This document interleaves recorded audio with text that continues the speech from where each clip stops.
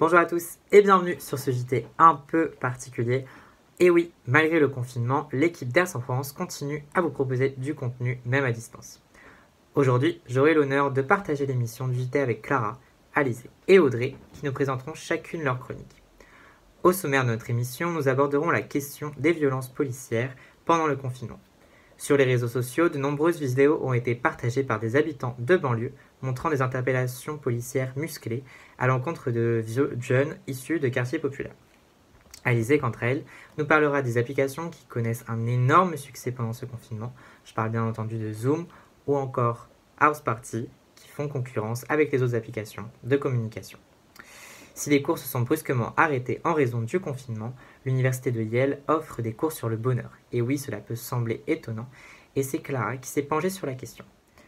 Enfin, nous finirons avec Audrey qui reviendra sur l'anniversaire des 20 ans de mandat du président russe Vladimir Poutine. Commençons sans plus attendre notre émission avec le premier sujet, à savoir les violences policières dans les banlieues. En effet, depuis le début du confinement, des interpellations violentes lors de contrôles des forces de l'ordre se multiplient sur le territoire, et notamment dans certains quartiers populaires. Les habitants de ces quartiers dénoncent ce genre d'agression injustifiée. Les vidéos filmées par les résidents témoignent de toute la violence quotidienne dont sont victimes les résidents. Le 23 mars, une semaine après le début du confinement en France, Yassim, 30 ans, originaire du quartier des Ulysses en Essonne, poste une vidéo sur les réseaux sociaux. Il déclare que les policiers lui ont éclaté la tête à 2 reprises contre le mur et lui ont également mis un coup de crosse de flashball en pleine tête. Il garde encore aujourd'hui des séquelles physiques et morales de son interpellation. Le lendemain, une nouvelle vidéo circule sur les réseaux sociaux. Celle-ci provoque l'indignation des internautes. On y aperçoit un homme du nom de Sofiane, 19 ans, frappé par des policiers. Sur la vidéo, on y entend des cris stridents, signe de grande souffrance. Le jeune homme est encore traumatisé par cette altercation. Il n'a même pas pu reprendre son travail dans la logistique chez Amazon tellement il a été choqué. Ces 2 hommes ont alors porté plainte et demandé la saisie de l'inspection générale de la police nationale. Le parquet d'Evry a ouvert 2 enquêtes judiciaires pour faits de violence par personne dépositaire de l'autorité publique. On verra dans les semaines à venir si justice sera rendue pour les 2 hommes. Plus récemment, une femme a témoigné pour le site Combini. Alors qu'elle sortait tranquillement faire ses courses accompagnée de son garçon de 7 ans en Seine-Saint-Denis, la jeune femme a été interpellée par les policiers. Ils lui ont tout d'abord demandé son attestation, chose qu'elle n'avait pas. Elle n'a même pas eu le temps de s'expliquer que les policiers s'en prennent à elle avec des propos verbaux très violents. La femme se défend comme elle peut quand soudain un des policiers commence à lui attraper le bras et la plaquer contre le sol en lui rouant des coups de pied. La jeune femme est directement transportée au commissariat de police. Dans la voiture, la jeune femme reçoit à de nombreuses reprises des gifles de la part des policiers et reçoit également des insultes racistes. Suite à ces nombreuses plaintes, la police nationale a tenté de se justifier en disant qu'il convient de rappeler que face à des individus parfois délibérément récalcitrants au respect du confinement, la force a pu être légitimement employée pour maîtriser des personnes qui injuriaient les policiers. Cependant, selon la militante antiraciste Assa Traoré, avec le confinement, les quartiers sont devenus un véritable parc d'attractions pour les policiers, avec des contrôles ciblés et violents. Donc, qu'est-ce que ces bavures policières peuvent bien montrer pendant cette dure période de confinement ? Les policiers sont censés défendre la sécurité des citoyens, de tous les citoyens, et non la menacer. Pourtant, il semble que cette sécurité ne soit pas garantie dans certains milieux. Ces violences ne cessent de se multiplier dans les quartiers populaires de Marseille ou encore Paris. On peut constater alors que le confinement est profondément révélateur d'une injustice entre les classes de notre société. Pourquoi les contrôles de police sont-ils plus violents dans les quartiers populaires que dans les quartiers plus aisés, plus bourgeois ? N'est-ce pas le signe d'une stigmatisation ciblée et volontaire ? Pourquoi la justice s'abstient-elle de punir les policiers qui commettent ces actes ? C'est un débat qu'il faudrait relancer aujourd'hui au sein de l'opinion publique. En attendant, l'avocat Mourad Bati critique ces profondes inégalités en rappelant que le code de procédure pénale est le même pour tous et que l'on ne peut pas mettre une amende à une personne d'un centre-ville bourgeois qui ne présente pas d'attestation et faire une clé d'étranglement en banlieue. Sans transition maintenant, en cette période de confinement, les applications de visioconférence se multiplient et gagnent un succès sans précédent aujourd'hui.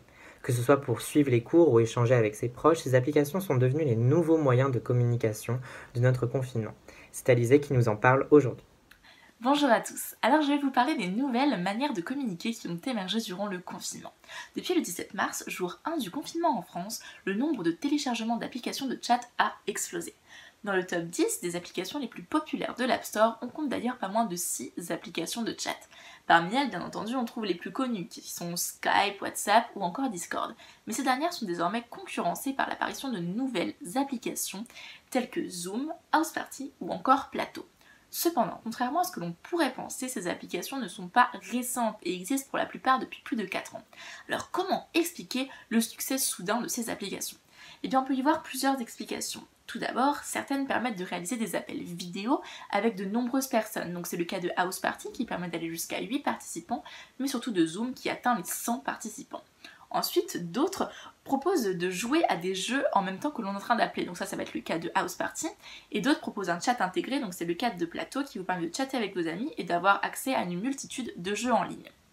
Enfin, on a aussi l'effet de mode qui n'est pas négligeable et qui explique en partie la popularité de ces nouvelles applications. Cependant, si toutes ces applications connaissent un succès fulgurant, il faut tout de même rester vigilant quant à leur utilisation. Car contrairement à WhatsApp, les conversations que vous pouvez avoir sur House Party ou encore Zoom ne sont pas cryptées, ce qui signifie tout simplement qu'elles ne sont pas privées. Il y a d'ailleurs eu un débat en début de semaine avec Zoom qui est suspecté de donner vos données à Facebook sans vraiment vous en demander l'autorisation. House Party, quant à elle, présente dans sa charte d'utilisation un petit paragraphe qui stipule que, je cite, « Ils sont libres d'utiliser le contenu de toutes les communications ». Ainsi, s'il ne faut pas hésiter à découvrir de nouvelles manières de communiquer entre amis, de jouer à des jeux, etc., il faut quand même rester vigilant quant à l'utilisation de ces applications et veiller à ne pas divulguer d'informations trop personnelles. Et même si les cours dans la plupart des universités se sont brutalement interrompus en raison de la propagation du Covid-19, certaines d'entre elles décident de mettre en place des cours assez innovants et peu communs, disponibles en visioconférence. C'est le cas de l'université de Yale, dont le cours sur le bonheur attire de plus en plus d'étudiants. C'est Clara qui est venue nous en parler aujourd'hui. Et bonjour! Aujourd'hui, on va parler d'un des bons côtés du confinement. Alors que toutes les universités s'efforcent de mettre en place le plan de continuité pédagogique, la prestigieuse université de Yale a mis en ligne gratuitement le cours le plus populaire de son histoire, The Science of Wellbeing. Oui, c'est un cours sur le bonheur. L'enseignement est dispensé par la professeure de psychologie Laurie Santos, et selon CNN, c'est un véritable phénomène de campus. À Yale, 1 étudiant sur 4 s'y inscrit. Alors, le cours il est divisé en 2 parties. La première nous donne les bases en termes de psychologie et de neurosciences pour comprendre d'où vient notre état de bonheur. Et la seconde partie met les étudiants à l'épreuve en leur proposant des exercices pour changer leur comportement et rebrancher leur cerveau. Laurie Santos affirme que le bonheur se trouve dans des petites choses simples. Les gens se trompent en pensant que le bonheur est au coin de la rue, dans un meilleur job, un partenaire plus attractif ou une plus grande maison, dit-elle. La satisfaction viendrait de la répétition de tâches simples ou de choses assez banales finalement, un contact social, un remerciement. Bref, il faut prendre le temps d'être dans le moment présent et profiter des petites choses de la vie, comme on dit. Et ça tombe bien, puisqu'en ce moment, c'est un peu tout ce qu'il nous reste à faire. Vous me direz, facile à dire. C'est pour ça que Yale vous permet de suivre ce cours gratuitement en ligne. Vous avez même la possibilité de payer 49$ pour passer les examens et avoir le certificat qui justifie que vous avez validé l'enseignement. Alors, la situation dramatique est peut-être le moment pour chacun d'entre nous de nous reconnecter avec nous-mêmes et de nous rendre compte qu'on peut trouver le bonheur sans aller bien loin. Alors, pour apprendre un peu plus sur le bonheur, rendez-vous sur le site Coursera de l'université de Yale. Enfin, pour finir notre JT, Audrey est venue nous parler de quelque chose qui n'a rien à voir avec le Covid-19. En effet, il y a peu, la Russie a fêté les 20 ans de présidence de Vladimir Poutine. Audrey revient sur les éléments clés de cette période. Bonjour à tous. Aujourd'hui, nous allons parler des 20 ans de Vladimir Poutine à la tête de la Russie. Ceci est donc l'occasion de faire un petit bilan en quelques chiffres. Donc tout d'abord, le premier chiffre c'est 4. 4 pour 4 élections présidentielles remportées. En effet, Vladimir Poutine a été élu pour la première fois le 26 mars 2000. Puis, il a été réélu en 2004. Ensuite, il a laissé sa place à son premier ministre, Dmitry Medvedev. puisque la constitution russe ne lui permettait pas d'effectuer plus de 2 mandats consécutifs. Par la suite, il a été réélu en 2012 et en 2018. À noter qu'il a été président par intérim le 31 décembre 1999 suite à la démission surprise de Boris Eltsine. En moyenne, il a obtenu 66,1% des voix pendant toutes ces élections cumulées. Il les a remportés tous au premier tour. En 2000, il a obtenu 52,9% des voix. En 2004, 71,2%. En 2012, 63,6%. Et enfin, en 2018, 76,7%. Mais ces scrutins ont été à chaque fois au centre des accusations, telles que des fraudes fiscales ou alors de bourrage d'urnes. Ensuite, je vais vous parler de 2036. 2036 est l'année, possiblement l'année où Vladimir Poutine ne pourra plus exercer de mandat présidentiel. En effet, la constitution russe actuelle ne permet pas à Vladimir Poutine d'exercer d'autres mandats après 2024. Mais celui-ci a entrepris une vaste réforme constitutionnelle qui lui permettrait d'effectuer 2 mandats de plus après 2024, ce qui reviendrait à être au pouvoir jusqu'en 2036. Il aurait alors 83 ans. Le projet constitutionnel a été validé par la Cour constitutionnelle, mais doit être encore approuvé par référendum. Celui-ci devait se tenir le 22 avril, mais a été reporté suite à la crise sanitaire que nous vivons actuellement. Ensuite, sous les mandats successifs de Vladimir Poutine, la Russie a pris part ou a participé à 4 guerres. La première est la deuxième guerre de Tchétchénie, qui a commencé fin 1999 lorsque Vladimir Poutine était Premier ministre, puis président par intérim.